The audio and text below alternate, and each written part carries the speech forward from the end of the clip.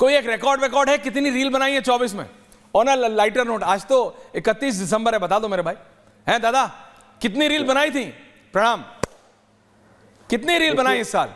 देखिए हम जिंदगी में मैं तो देखता हूं आपकी reel, they are very entertaining. आप रील में बदल के उसको दुनिया को दिखाते हैं, मैं करता हूं वही तो आप दिखाते हो ना।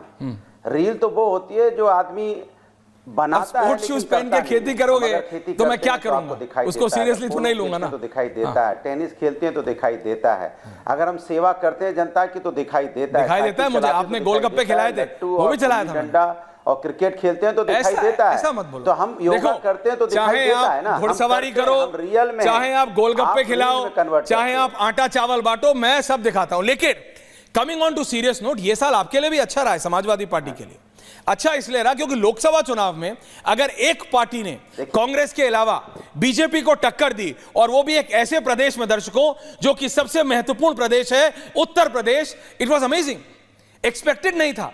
बीजेपी भी थोड़ा बैकफुट पे गई, बाबा वाज कॉन्फिडेंट, वो खैर अभी भी हैं। बीजेपी उसको अपने इंटरनल डायनामिक सेंटर और स्टेट की पॉलिटिक्स पे आंकती है, उनकी गलती रही, ये इसकी गलती, उसकी गलती, ब्लेम गेम चलता रहा।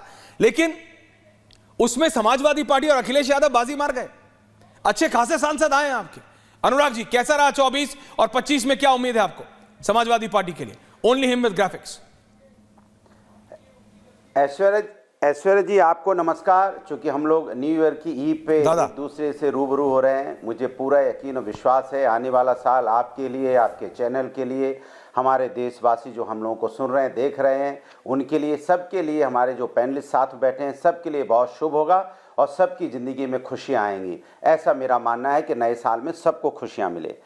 लेकिन भारतीय जनता पार्टी ने कहा रामलला, हमारे लिए रामलला प्रभु के नाम से हैं।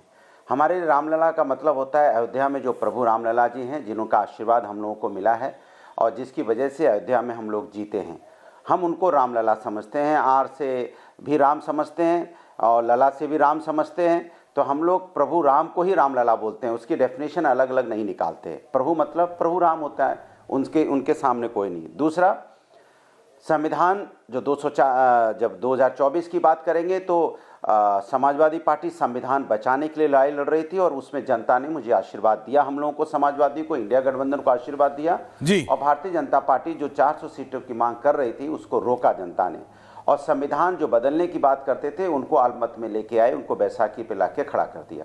भारतीय जनता पार्टी बाबा साहब का जो सम्मान नहीं करती है, इसलिए वो अभी विकास की बात कर रही थी। विकास किया है उन्होंने, इसमें कोई दो राय नहीं, लगातार इस देश के अंदर में नफरत का विकास किया है और कोई विकास दिखाई नहीं दिया। हाँ, लोगों को, आप गरीबी रेखा से लोग नीचे ज़्यादा से ज़्यादा लोग आ गए हैं और 80 करोड़ लोगों को जो लाइन में अभी भी लगा रखा है कि 5 किलो चावल, 5 किलो आटा इनको देंगे, पैरों पे खड़ा नहीं करेंगे, उसको अगर ये विकास बोलते हैं तो हमारे समझ में नहीं आता है। कहते हैं देश की अर्थव्यवस्था बहुत मजबूत हो गई है, हम तीसरे नंबर पे आ गए हैं या चौथे नंबर पे, 5वें पे बोलेंगे, लेकिन अर्थव्यवस्था इतनी मजबूत हो गई है कि अभी भी लोग लाइन में 5 किलो चावल, 5 किलो आटा के लिए लगे हुए हैं। अभी भी बाप अपने बच्चे की फीस नहीं दे पा रहा है। देखिए मैं आपकी बात मानता हूं, देखिए महंगाई इज ए रियलिटी और 25 में सारे राजनीतिक दलों को, अनुराग दादा, समझना पड़ेगा। On a very lighter note, मैं आपको रोक नहीं रहा हूं, लेकिन अगर आप इतने ही सही थे और आप सही राह पे थे, मैं ये नहीं कह रहा हूं, क्योंकि अगर जनता ने आपका जनरल इलेक्शंस में समर्थन किया तो फिर विधानसभा के चुनाव में क्या हो गया? बाई इलेक्शन में आप 7 सीटें हार गए। आप आए थे मेरी डिबेट में, मुझे याद है, बोला ऐश्वर्या 7 जीतेंगे, आप 7 हार गए, तो कहां गलत चले गए? और वो गलती आप 25 में ना दोहराएं, उसके लिए आप क्या करेंगे? देखिए अनुराग जी,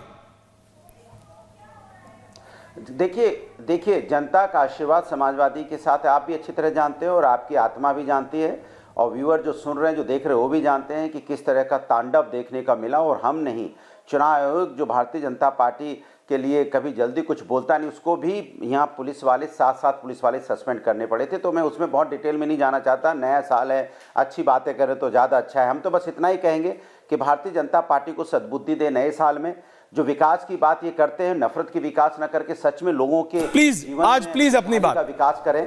उनको देखिए अनुराग जी, 31 दिन है, बीजेपी को ज्ञान देना बंद कीजिए, अपनी बात करते हैं। Last 30 seconds to you. आपको नहीं लगता कि आपको इस मुस्लिम यादव कॉम्बिनेशन का जो आपने नया नाम पीडीए दिया है, आप मतलब अपने ऊपर काम करेंगे तभी तो आप बीजेपी को हराएंगे ना। जैसे अखिलेश यादव ने जनरल इलेक्शन में किया, लोगों ने उनकी बहुत आलोचना की थी जनरल इलेक्शन में कि टिकट चेंज कर रहे हैं, लास्ट मिनट पे कर रहे हैं, but he did it right. उनको जो ठीक लगा उन्होंने किया, किसी की नहीं सुनी उन्होंने, अपने क्लोजेस्ट स्ट्रैटेजिस्ट की नहीं सुनी, और उनको फल मिला क्योंकि वो ग्राउंड पे उतरे। आपको नहीं लगता कि कंटिन्यूअस काम करना पड़ेगा? ये थोड़े दिन काम करके छुट्टी मनाना, थोड़े दिन काम करके छुट्टी मनाना, दिस राहुल गांधी सिंड्रोम, ये आपके नेताओं को भी छोड़ना पड़ेगा। 12 महीने 365 दिन 24/7 जनता के बीच में रहना पड़ेगा, जैसे आप रहते हैं स्पोर्ट्स शूज के साथ। अनुराग जी, लास्ट आंसर दादा। जैसे मुझे लगता है कि शायद एक प्रभु से मैं आग्रह करूंगा कि ज्ञान आप लोगों को भी दे थोड़ा सा, कि विपक्ष को बोलने के नए साल में मौका दे।